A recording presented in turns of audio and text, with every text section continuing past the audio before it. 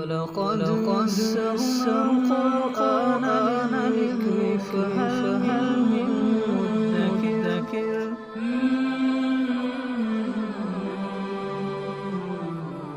سورۃ النساء آیت نمبر 116۔ اعوذ باللہ من الشیطان الرجیم، بسم اللہ الرحمن الرحیم۔ ان اللہ لا یغفر ان یشرک بہ ویغفر ما دون ذلک لمن یشاء ومن یشرک باللہ فقد ضل ضلالا بعیدا۔ ان یدعون من دونہ الا اناثا وان یدعون الا شیطانا مریدا۔ لعنہ اللہ وقال لأتخذن من عبادك نصیبا مفروضا۔ یقیناً اللہ تعالیٰ اس بات کو معاف نہیں کریں گے کہ اس کے ساتھ شرک کیا جائے، اور اس سے کم ہر گناہ جس کے لیے چاہیں گے وہ معاف کر دیں گے۔ شرک اسے کہتے ہیں کہ اللہ کے سوا کسی بھی غیر کو اللہ کی عبادت، اللہ جتنی محبت اور اللہ تعالیٰ جتنی تعظیم دینا، یہ شرک ہے۔ نہ عبادت کے اندر کوئی اللہ کا ساجی اور شریک ہے، نہ محبت اس درجے کی کسی کے ساتھ کی جا سکتی ہے، نہ کسی کی عظمت اس درجے کی جا سکتی ہے جتنی کہ اللہ تعالیٰ کی۔ مشرکین مکہ وہ اس بات کو تو مانتے تھے کہ آسمان زمین اللہ تعالیٰ نے بنائے ہیں۔ وَلَئِن سَأَلْتَهُم مَّنْ خَلَقَ السَّمَاوَاتِ وَالْأَرْضَ لَيَقُولُنَّ اللَّهُ۔ اگر آپ ان سے پوچھیں کہ آسمان زمین کس نے بنائے تو یہ کہیں گے کہ یہ ضرور کہیں گے کہ اللہ نے بنایا۔ مسئلہ اس چیز کا نہیں تھا، مسئلہ یہ تھا کہ جب رزق کا معاملہ آتا تو انہوں نے بت کھڑے ہوئے تھے، جب دشمن پر فتح یابی کا معاملہ آتا تو بت کھڑے ہوئے ہیں، سفر میں خیر و عافیت کے ساتھ واپسی کا مسئلہ آتا تو بت کھڑے ہوئے ہیں، وغیرہ وغیرہ۔ تو ان معاملات میں وہ اللہ تعالیٰ کا شریک قرار دیتے تھے۔ تو اللہ تعالیٰ نے ارشاد فرمایا کہ اس گناہ کی معافی کسی بھی صورت میں نہیں ہو سکتی۔ ایک ہی شکل ہے کہ آدمی توبہ کرے اور دوبارہ مسلمان ہو جائے، اس کے علاوہ کوئی معافی کی صورت نہیں ہے۔ وَمَن يُشْرِكْ بِاللَّهِ فَقَدْ ضَلَّ ضَلَالًا بَعِيدًا۔ اور جو اللہ کے ساتھ شرک کرے وہ تو دور کی گمراہی میں جا پڑا، یعنی عقل کے بھی خلاف ہے کہ اللہ کے ساتھ کسی کو شریک ٹھہرائیں، کیونکہ ہم کسی ملک کے اندر بھی دو وزیر اعظم نہیں دیکھتے، ہم کسی ادارے کے اندر ایک عہدے کی 2 سیٹیں یا 2 افراد نہیں دیکھتے کہ دونوں کو ایک جیسے اختیارات ہوں۔ سیدھی لڑائی ہے، ایسا نہیں ہو سکتا۔ تو جب دنیا کے چھوٹے چھوٹے معاملات نہیں ایسے ہو سکتے تو اتنا بڑا نظام اللہ تعالیٰ کا کائنات کا سسٹم چل رہا ہے اور کوئی اس کے اندر مخالفت کی شکل سامنے نہیں آ رہی، تو اس کا ایک ہی مطلب ہے کہ اس کا کرتا دھرتا، اس کا نظم کرنے والا، تدبیر کرنے والا وہ ایک ہی ہے، ایک سے زیادہ نہیں ہے۔ پھر دیکھیں کہ اس سے بھی پرلے درجے کی بے وقوفی یہ ہے کہ جن کو اپنے ہاتھوں سے تراش رہے ہیں ان کو وہ اللہ کا شریک قرار دے رہے ہیں، یہ اس سے بھی پرلے درجے کی جو ہے گمراہی ہے۔ اس لیے اللہ تعالیٰ چاہتا ہے فقط ضل ضلالا بعیدا، دور کی گمراہی میں جا پڑے کہ وحی کی تعلیم نہ بھی ہو تو انسان کو اللہ تعالیٰ نے عقل ایسی دی ہے کہ جو کہے گی کہ نہیں یہ غلط ہے۔ ان یدعون من دونہ الا اناثا، یہ تو مؤنث کو پکارتے ہیں، مؤنثات کو پکارتے ہیں۔ کیا مطلب کہ جو بت تھے ان سارے بتوں کو یہ لوگ مؤنث شمار کرتے تھے، مؤنث گمان کرتے، اسی طرح فرشتوں کو بھی وہ مؤنث سمجھتے تھے۔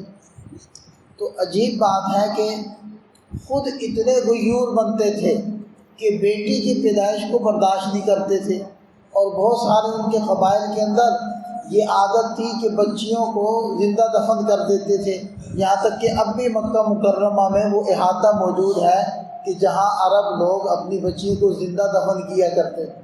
ادھر اتنے غیور ہیں اور ادھر اللہ تعالیٰ کا جن چیزوں کو شریک ٹھہرا رہے ہیں وہ ساری مونس ہیں۔ اور فرشتوں کو اللہ تعالیٰ کی بیٹیاں کہتے تھے، تو اللہ تعالیٰ فرماتے ہیں کہ کیسے پتلے درجے کے بیوقوف ہیں، جس چیز کو اپنے لیے مخلوق ہو کر عیب سمجھتے ہیں اس کو اللہ تعالیٰ کے لیے ثابت کر رہے ہیں۔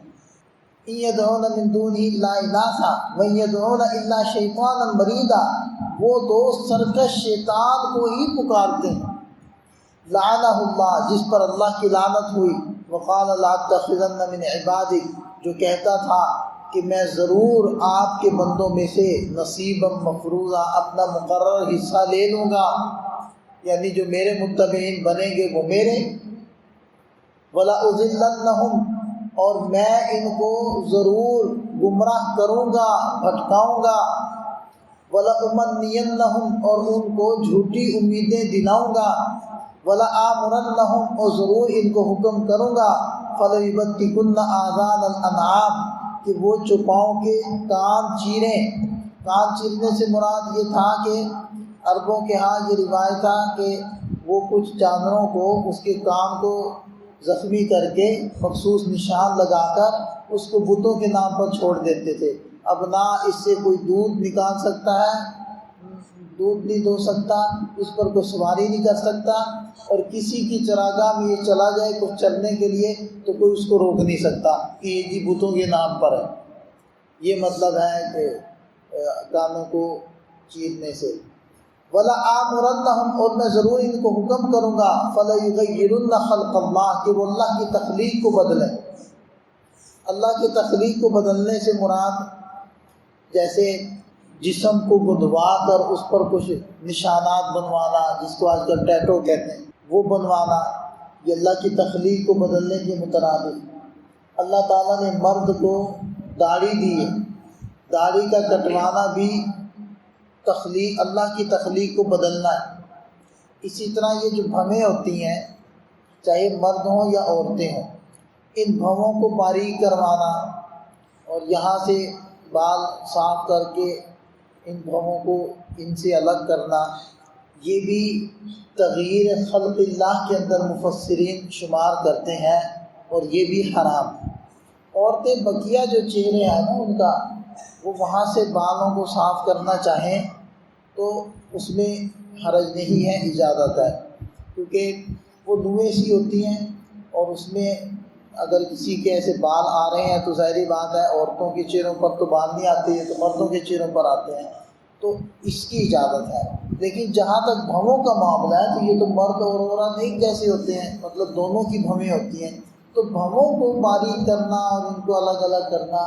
اسی طرح بعض عورتیں وہ دانتوں کے وہ گھسا کر ان کے اندر خلا پیدا کرتی ہیں خوبصورتی کے لیے، یہ ساری چیزیں فَلَيُغَيِّرُنَّ خَلْقَ اللَّهِ کے اندر داخل ہیں، ان سب سے منع کیا گیا، یعنی کہ خود سے موڈیفیکیشن جو کی جا رہی ہے وہ غلط، جو اللہ کی طرف سے جیسے جو بن کر آیا بس اس کو ویسے ہی رہنا ہے۔ وَمَن يَتَّخِذِ الشَّيْطَانَ وَلِيًّا مِن دُونِ اللَّهِ، اور جو اللہ کو چھوڑ کر شیطان کو اپنا دوست بنائے گا، فَقَدْ خَسِرَ خُسْرَانًا مُبِينًا، وہ واضح نقصان کے اندر پڑ گیا، کھلے نقصان کے اندر مبتلا ہو گیا۔ يَعِدُهُمْ وَيُمَنِّيهِمْ، وہ ان سے وعدے تو کرتا ہے اور تمنائیں دلاتا ہے، وَمَا يَعِدُهُمُ الشَّيْطَانُ إِلَّا غُرُورًا، اور شیطان کے وعدے تو دھوکہ ہی دھوکہ ہے۔ أُولَٰئِكَ مَأْوَاهُمْ جَهَنَّمُ، ان لوگوں کا ٹھکانہ جہنم ہے۔ وَلَا يَجِدُونَ عَنْهَا مَحِيصًا، اور یہ لوگ جہنم سے کوئی چھٹکارا نہیں پائیں گے۔ اللہ تعالی ہماری حفاظت فرمائے۔